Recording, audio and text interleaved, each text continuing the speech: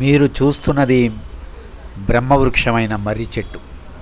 ఈ మర్రి చెట్టు యొక్క బెరడు, పై బెరడుని తీసుకొని చిన్న చిన్న ముక్కలుగా చేసి మంచిగా నీడలో ఆరబెట్టుకొని ఒక డబ్బాలో నిల్వ చేసుకొని ఒక 10 గ్రాములు లేకుంటే ఒక 20 గ్రాముల ఒక ముక్క, ఒక కప్పు నీళ్లు, ఒక అర చెంచా జీలకర్ర, ఈ 2 జీలకర్ర మర్రి చెట్టు బెరడు ముక్క నీళ్ళల్లో నానబెట్టి 1 గంట పొయ్యి మీద పెట్టి సన్నటి మంట మీద ఆ కప్పు నీళ్లు అరకప్పు అయ్యే వరకు మరగబెట్టి కషాయంలాగా చేసుకొని వడపోసి చల్లారిన తరువాత ఆ కషాయాన్ని ఎవరైతే ఉదయం సాయంత్రం త్రాగుతూ ఉంటారో మధుమేహం అనే మహమ్మారి అయిన షుగర్ వ్యాధి నిదానంగా తగ్గుముఖం పడుతుంది.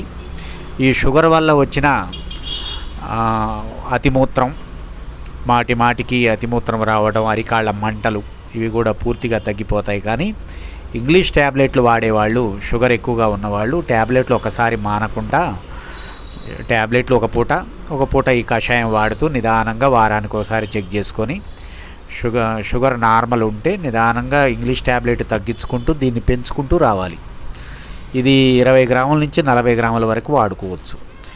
ఇది జీర్ణ సమస్యలు తగ్గుతాయి, మంచి శరీరానికి మంచి బలం వస్తుంది. అరికాళ్ళ మంటలు కాళ్ళ వాపులు తగ్గుతాయి, మూత్రంలో మంట తగ్గుతుంది, మూత్రం సాపిగా జారవుతుంది.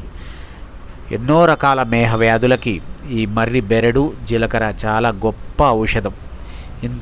ఇంత గొప్ప ఔషధాన్ని మనకు అందించిన మన మహర్షులకి ధన్యవాదాలు తెలియజేస్తూ ఆయుర్వేదాన్ని కాపాడుదాం, మన ఆరోగ్యాల్ని కూడా కాపాడుకుందాం. జై ఆయుర్వేదం, జై ఆయుర్వేదం.